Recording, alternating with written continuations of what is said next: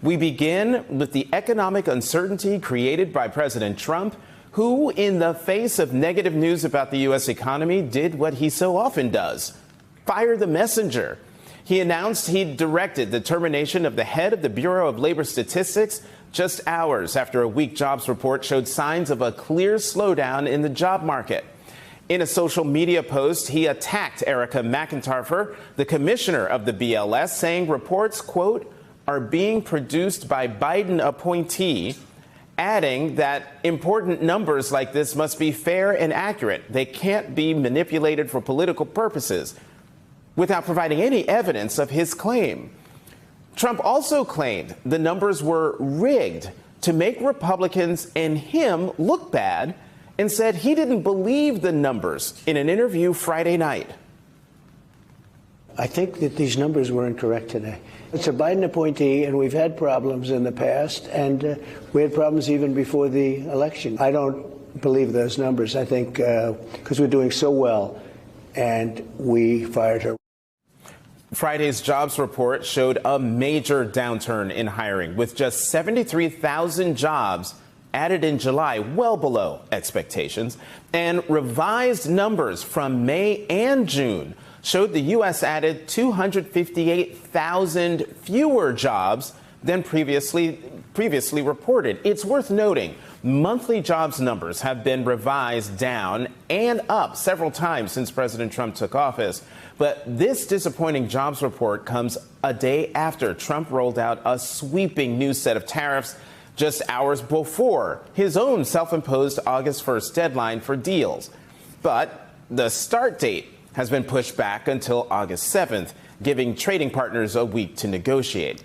It's creating a new dose of uncertainty for consumers and businesses. That uncertainty sent markets into a tailspin. Wall Street posted its worst day in months as investors absorbed the 1-2 punch of the new tariffs and the poor jobs report. Joining us now, Courtney Brown, senior economics reporter for Axios, and former Senator Heidi Heitkamp of the great state of North Dakota. Thank you both very much for coming to the weekend. Senator, let me start with you, because I think people need to understand who Erica McIntyre is, the Bureau of Labor Statistics commissioner who the president fired. You know, she was confirmed to that position in January of 2024 on a bipartisan 86-8 vote in the Senate.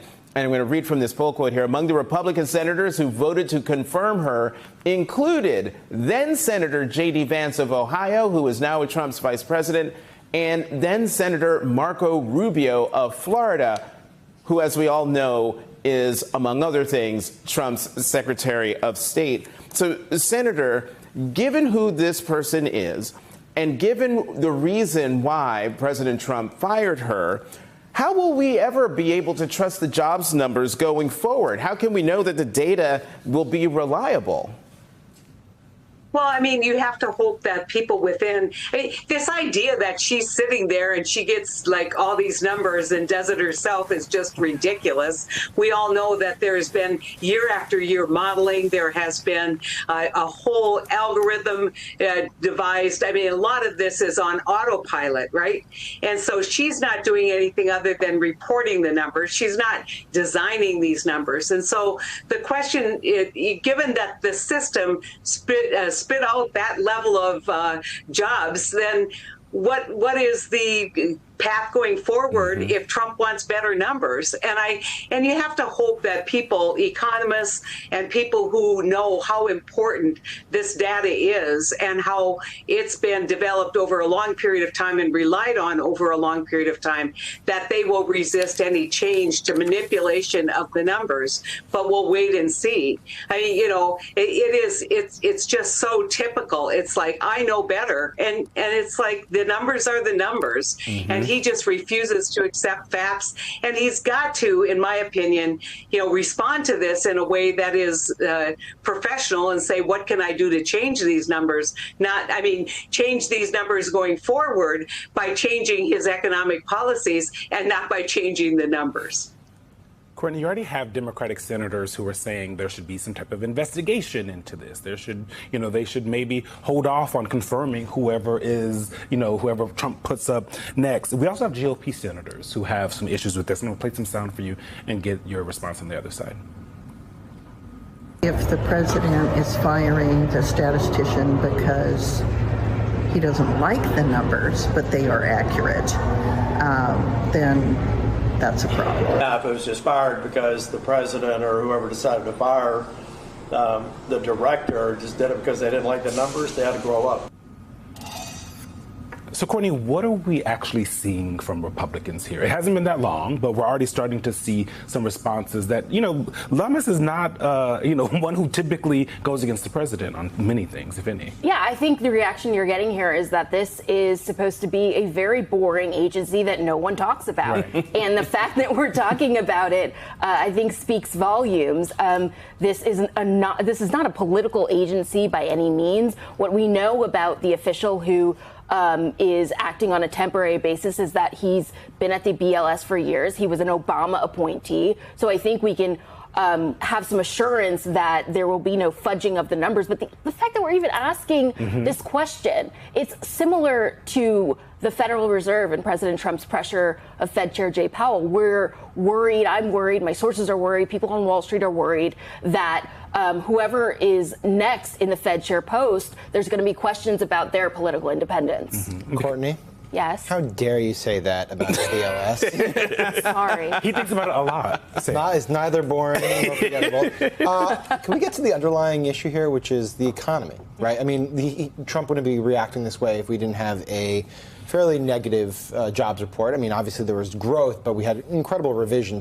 Remember, there was an adjustment in the results. The results weren't right. That doesn't mean that the director was wrong. This also isn't going to give him the solution he wants, because the reality is, and we said this all leading up to the election, you can give people whatever stats you want about the economy. How they feel is going to dictate their feelings. Heading into the midterms, if they people they know are struggling to find jobs, if they've been laid off, if unemployment is up, they're going to know that regardless of what the Bureau of Labor Statistics That's true. says. It also is true that revisions happen.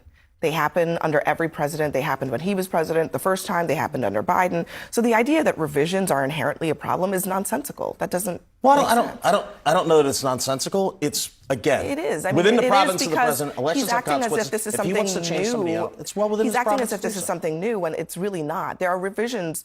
Actually, almost every month. It's just that they're not always all large. And the argument this is going to have some tremendous ripple effect on the economy long term. I mean, going back to your point, that it's really not. And we're not going to be talking about this a week from now. We're not going to be able to trust the government to tell us the truth. That is a very important thing, especially within a global economic context. How do we know that the next person will tell us the truth? Because his job is on the line or her job is on the line. That is a good question. I mean, how will we know? I mean, look, this person is not a protected job. We have elections on consequences. But to answer his question, we can change out folks in leadership positions because the president wants to. I know, but Jim, to answer Touré's question, how does Trump explain to people that they should trust these numbers when he has literally explicitly fired someone because he did not like the numbers that they produced? Or he didn't believe in the numbers, or the numbers had to be adjusted. Going forward, when he puts somebody in that position, the whole world is going to assume, well, that person has that job because that person's going to produce numbers that Donald Trump likes. Look, that's why we have congressional oversight. Right? That's why Congress exists to have congressional oversight. And it's up to Congress then to hold these agencies accountable. We have checks and balances in this country. The president isn't the only check and is not the only balance. It's just interesting that Trump is sort of devoid of agency in this situation, as if he doesn't have the power to exert some kind of modicum of self-control in this moment. Donald Trump can do a lot of things as president. The presidency is vested in enormous powers. But just because you can do something doesn't mean you should do something. Right. And in this particular case, I am somebody who studies stats. And, I give Donald Trump, I think, a very fair shake. I give all sides, I think, a pretty fair shake. But it is reliant on the numbers being reliable. And when you make moves like this, you see a little bit of doubt that the numbers going forward with whomever is put in charge of the BLS all of a sudden, at least in terms of numbers, that they are not nearly what they should be. And that's a very key point, because if you put somebody in who's just a diehard Trump loyalist and suddenly you start seeing off the charts numbers that just don't reflect the reality of the economy, Americans are not going to believe it. But we do live in such a polarized environment right now that about half the country is going to be like, yeah, I don't trust a Biden appointee, put in a Trump person. And the other half is going to be like, this is unprecedented. You're firing a bureaucrat who's not a partisan.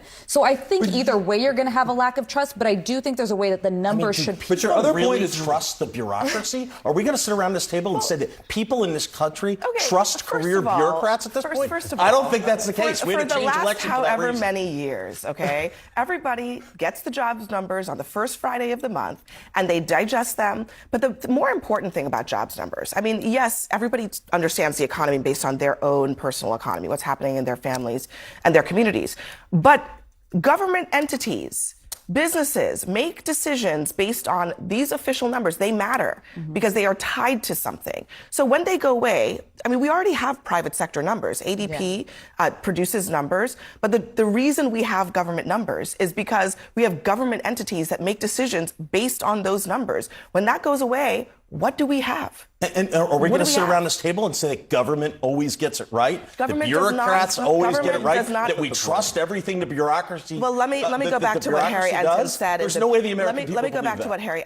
Banana Republic, or the Soviet Union, or whatever it is that actually Yethit, that over many decades we've accreted a system in which people believe in it? Just us as Americans, but around the world, that American statistics and numbers and facts are generally reliably, and when that goes away, that's the part that I think that he supposed, but Trump has for firing a tapu. No level appointee somebody think that's often appointed by cabinet and whatnot is being decried bisonators.